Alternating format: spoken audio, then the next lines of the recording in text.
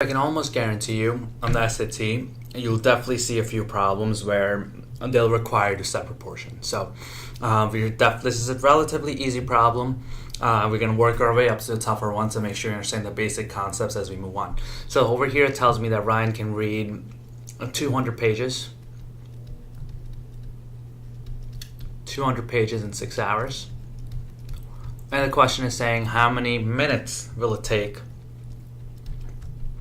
Ryan to read a 350 page book. So 350 pages will be how many hours. So my units always going to match up. I understand the question is saying how many minutes, but since my units or the conversion factor they give me initially is pages and hours, I'm going to set a proportion as pages over hours. And then once I can figure out how many hours they are, then I can convert that into minutes. So then I'm going to cross multiply 6 times 350 and 200 times x. So if I do 6 times 350, that gives me 2,100.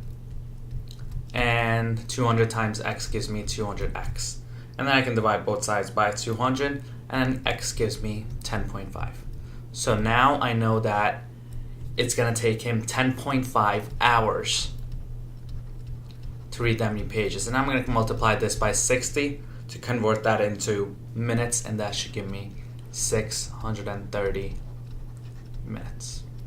So in proportions, make sure your units always match up. So if it's pages in the numerator, it's got to be pages over here, hours and hours, so everything needs to match up. My final answer here is 630 minutes.